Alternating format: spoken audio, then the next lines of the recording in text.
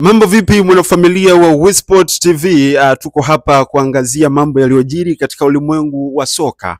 Ni tarehe 3 ya mwezi wa 5 na mwezi wa 5 umeanza na mambo mengi kidogo. Umekuwa ni mwezi wa moto upande wa soka huku, na tunaona mambo yanafukuta. Ndugu yangu, niko na ndugu yangu hapa Jaffa Mipango, anaenda kutupitisha kwenye mambo kadha wa kadha. Bana, tukianza na hili la jana, kuna mechi imechezwa jana KMC, katika dimba la KMC hapo Mwenge, na yako yanazungumzwa mengi kutokana na ile mechi, lakini jina linaloimbwa sana ni Kefa Kayombo.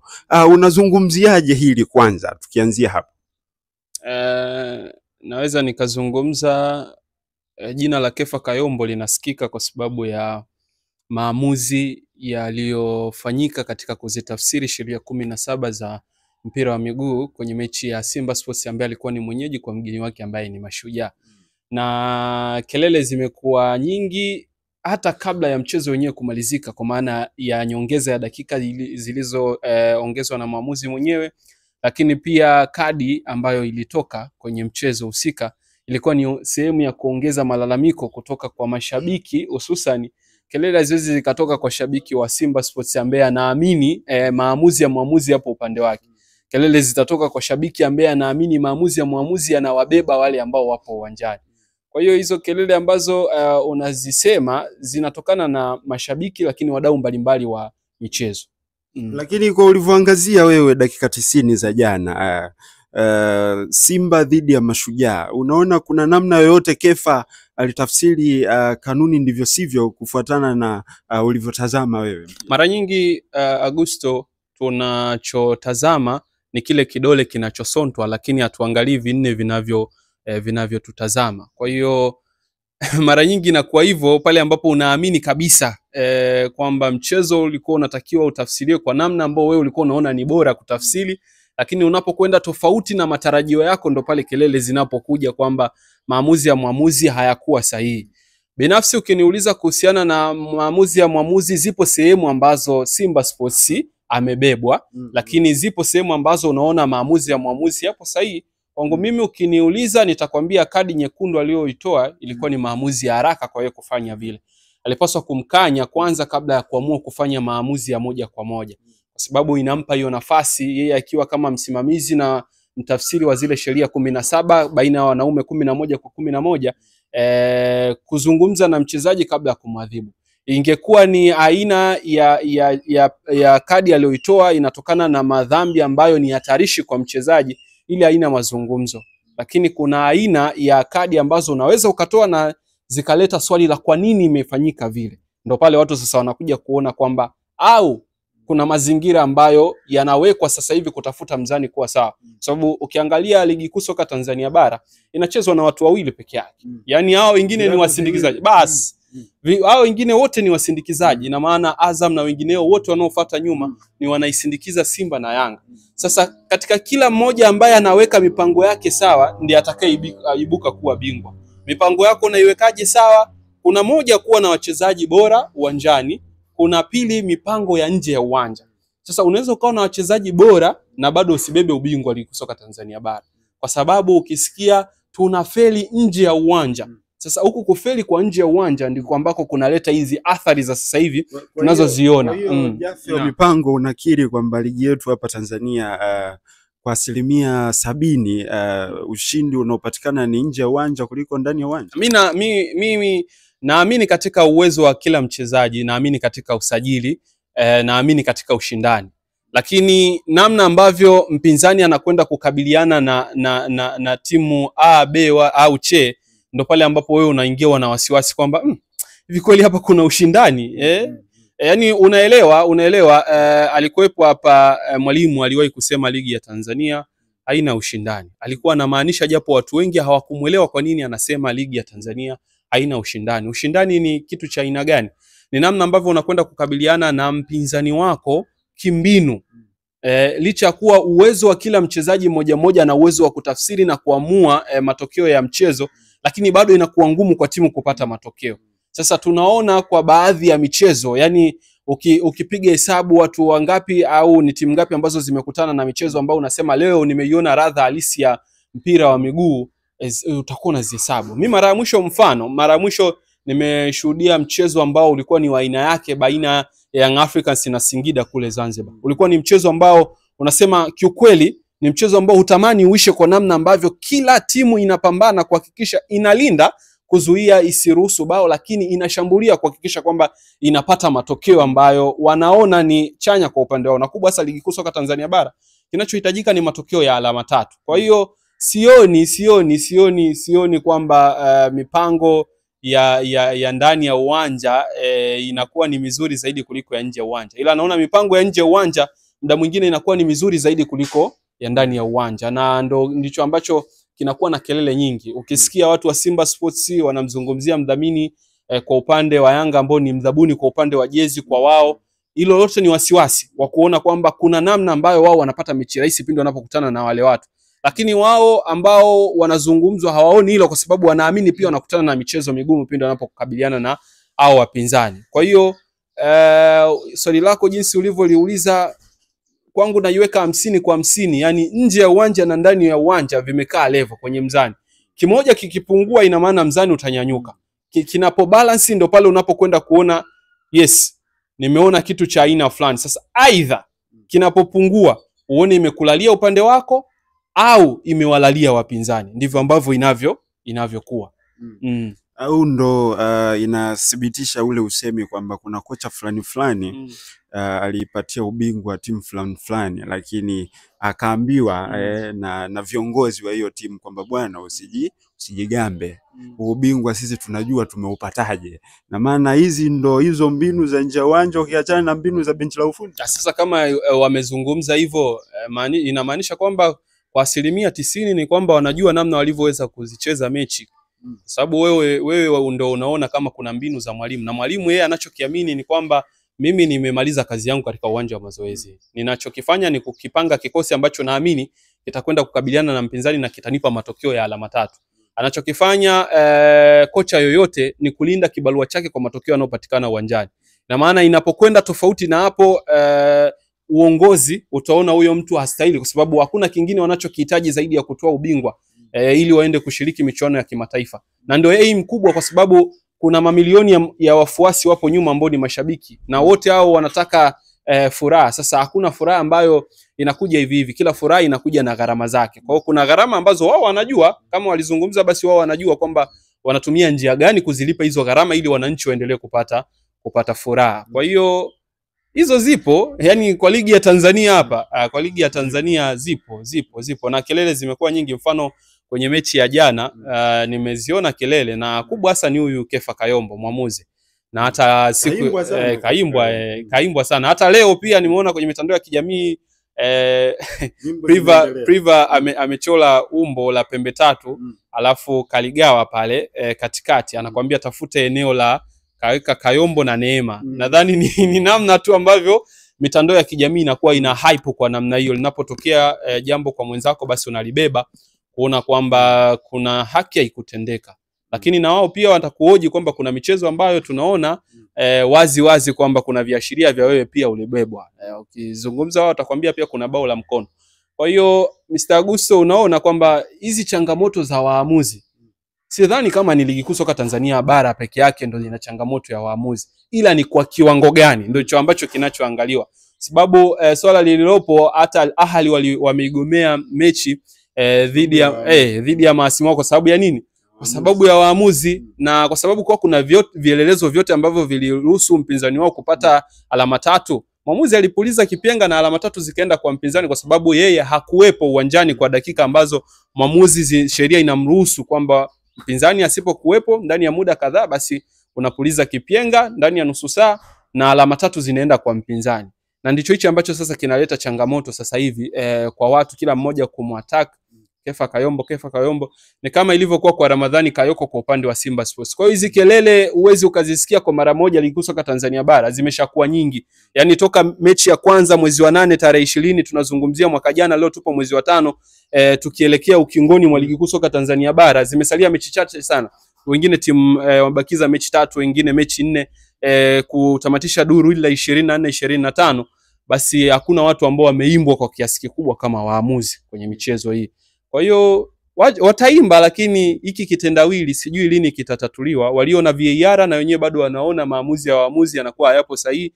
Kibinadamu unaweza ukaona ni rahisi kutafsiri zile sheria 17 kwa haraka kama ambavyo wanafanya wale, lakini ukipewa hilo jukumu na hiyo dhamana bado itakuia vigumu, kwa sababu inahitaji utulivu, na hususan unapokuwa una VAR kung'amua kwamba hii ilikuwa ni penalty, hii ilikuwa ni offside. Inahitaji umakini wa hali ya juu ili kuhakikisha kwamba unamlinda au unaulinda mchezo kwa taswira kiujumla, ili kuepusha hii migogo na mizozoro, migogo na mizozo inayokuwepo mara baada ya mechi kutamatika. Kwa hiyo mimi nakiona hicho. Na kitu kingine Agu, mimi nimeona kwenye mitandao ya kijamii kuna dada anazungumza, na huyu dada amezungumza katika kile ambacho ameona yeye kwa mtazamo wake na kwa timu anayoishabikia, mambo yanaegemea sana kwa upande wa Simba Sports. Na yeye kwa jinsi alivyotazama ameona wanaoongoza bodi ya ligi wana upungufu kidogo. Nimeiona hiyo. Ni shabiki wa Yanga huyo, anailalamikia bodi ya ligi pamoja na TFF, akidai kwamba viongozi wanaongoza bodi ya ligi pamoja na TFF amediriki kuwaita ni mapunguani, kwamba hamnazo. Na sababu kubwa ya kuwaita hivyo ni baada ya kutoa tamko lao baada ya kuwa rufani ya klabu ya Yanga kuwa imetupiliwa mbali, ambayo walipeleka katika mahakama hiyo ya usuluhishi wa kimichezo duniani. Wewe unalizungumziaje ili kufuatana na maoni ya dada? Ni kweli TFF na bodi ya ligi wamezingua katika hili, au ni Yanga wenyewe walipaswa kwanza walimalize ndani kabla ya kulipeleka nje? Ukisema TFF na bodi ya ligi wamezingua utakuwa wakosea, kwa sababu sioni sehemu ambayo bodi ya ligi ama TFF watakuwa wamekosea katika maamuzi ya klabu wao wenyewe kupanda kwenye ngazi moja ya kutafuta haki, ikiwa wanaamini katika hatua za awali haki haijapatikana. Kwa hiyo kila mmoja alikuwa sawa kwa upande wake. Kimtazama Yanga, yeye alijiona yupo sawa kwa upande wake kunyanyua shtaka kutoka hatua moja kwenda hatua nyingine, na aliamini kwamba ndani ya TFF hakuna haki atakayoweza kuipata, kwa sababu bodi ya ligi ipo chini ya TFF. Unaona, sasa kama ipo chini ya TFF, wao wanataka viongozi wa bodi ya ligi wajiuzuru, kwa sababu wao hawakuwa na imani nao mara baada ya wao kufanya maamuzi ya haraka zaidi kuhusiana na kughairisha dabi ya Kariakoo iliyokuwa inatakiwa kuchezwa tarehe 8. Kwa hiyo walichokitafuta ni kwenda kutafuta haki. Sasa hiyo haki inatakiwa iwe na vielelezo ili iweze kupatikana. Swala la kwanza, labda tunaweza tukaanzia kwenye hoja hiyo kwamba tunajiuliza kwamba Young Africans chini ya mawakili au wanasheria wake hawakuwaza wala kupembua kwa uyakinifu kwamba unapopeleka shtaka au shauri lako kwenye mahakama ya kimataifa unatakiwa uwe na vielelezo vya awali vitakavyo waita kwa pamoja wale ambao wanahusika na hiyo mahakama ili kuweza kusikiliza shauri lenu. Hilo ni swala la kwanza.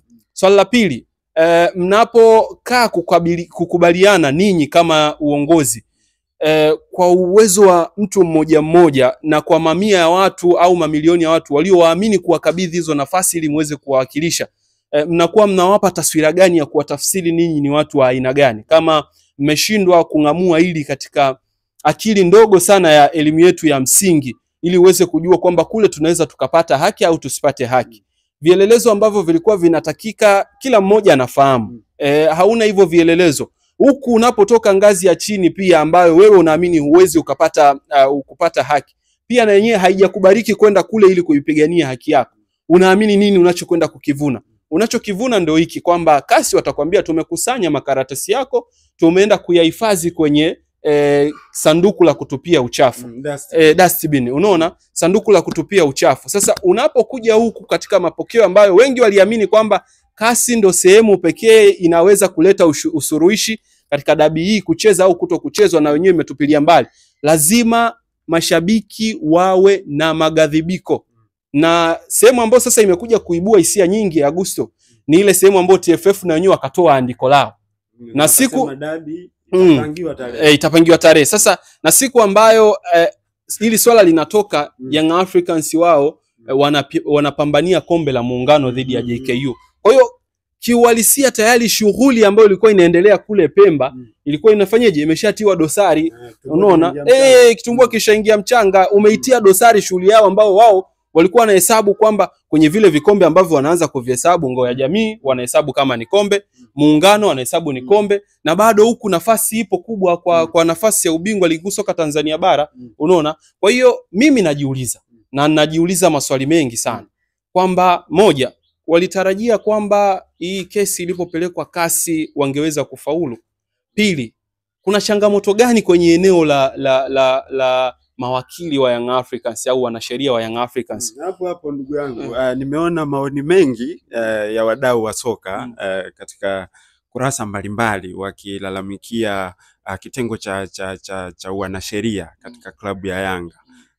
Na tunamjua mtu ambaye anahusika hapo, na wengi wanajiuliza huyu bwana amesoma chuo gani cha sheria, au ni viongozi wanatumia mihemko kumcontrol na yeye pia, kwamba wanapolitaka jambo lao basi hawajali ushauri wa mwanasheria wao.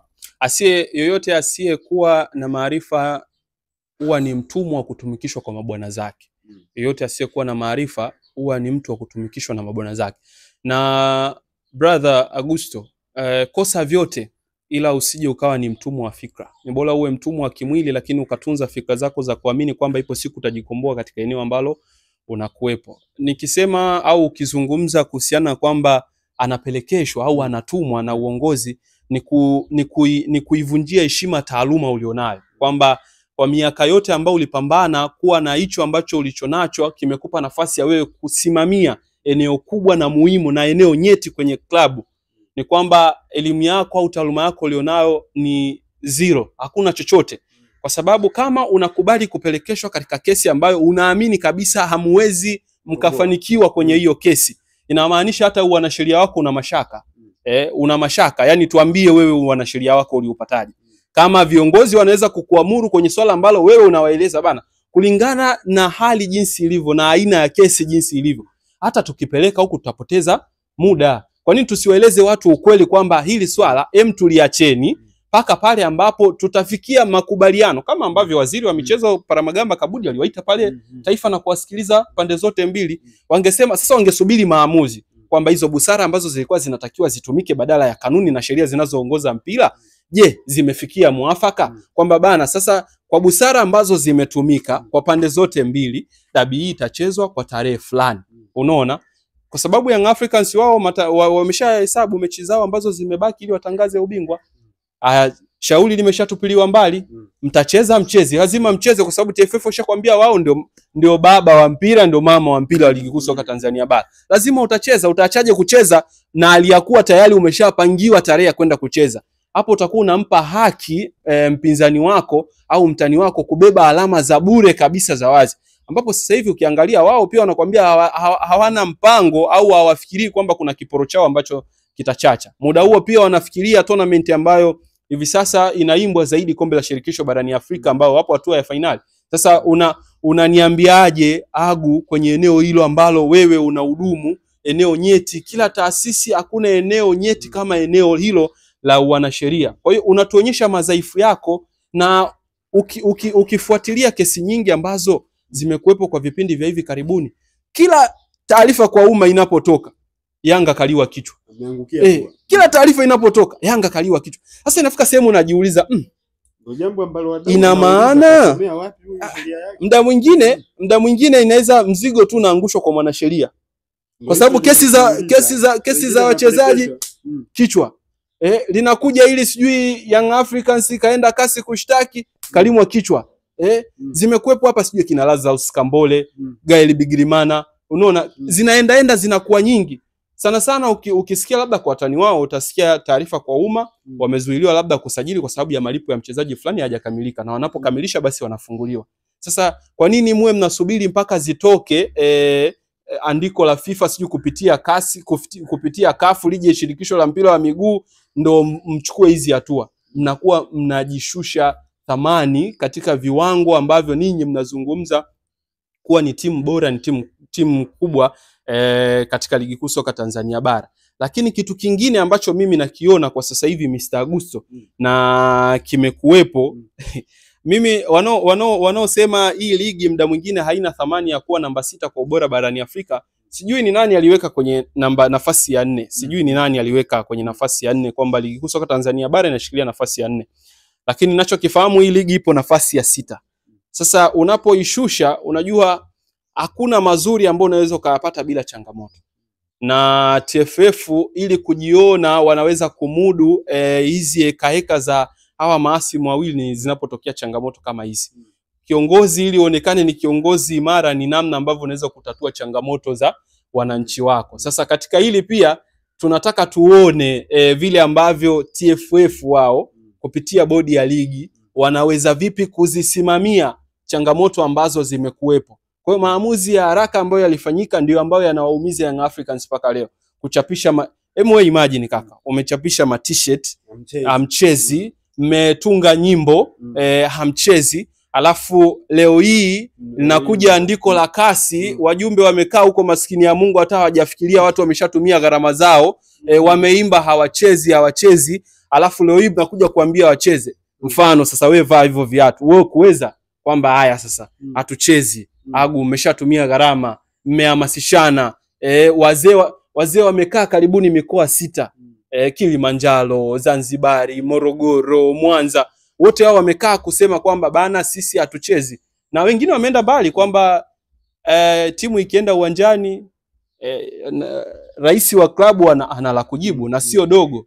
Sasa wakishaamua kwenye lao na wao ndio wahusika wakuu kwenye timu, ninyi wengine tu mnawawakilisha katika majukumu hayo ambayo sio kila mtu angeweza kwenda kuyafanya, mnakuwa katika hali mbaya zaidi. Kwa hiyo kwenye hilo eneo mwanasheria hapo, mimi mwenyewe najiuliza maswali mengi sana. Yaani why mwanasheria? Yaani kwa nini mwanasheria? Yaani unatia mashaka vipi ambapo utatoka kwenye hilo eneo na unakwenda kutafuta kazi eneo lingine? Yaani CV yako inakuwaje?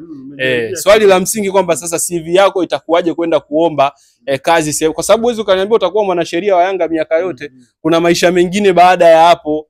Vipi kama muda wako, kwa sababu wewe ni mwajiriwa, kuna muda kibarua kinaweza kikaota manyasi, unafanyaje?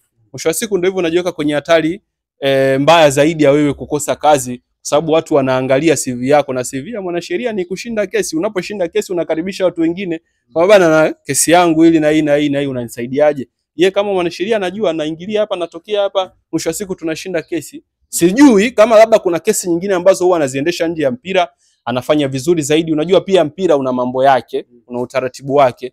Kwa hiyo ukiwa huku hujapita vizuri, panaweza pakakuacha njia panda pia. Lakini nadhani ukishakuwa mwanasheria, yani ni sawa wewe umekuwa daktari wa kuhudumia binadamu, alafu leo unaambiwa bana unatakiwa uingie darasani kwa mwaka mmoja ujifunze namna ya kuhudumia wanyama. Sidhani kama itakuwa ni ngumu sana psychologically. Misingi ni zile kwamba huyu utampiga cc ngapi, sindano yake inaandaliwa hivi. Tofauti tu ni aina za madawa ndio zinaweza zikabadilika, lakini mtindo na nini inaweza ikawa iko vile vile. Kwa hiyo hapo kiukweli hata mimi na mashaka, yani nakuwa mimi nikiwa na kesi yangu namfuata pale, najiuliza kama naweza nikafanikiwa au takuwa ni changamoto. Tukiwa tunaelekea mwishoni, hiyo upande wa mwanasheria pengine ameonyesha madhaifu yake katika kitengo chake. Tuachane na hilo.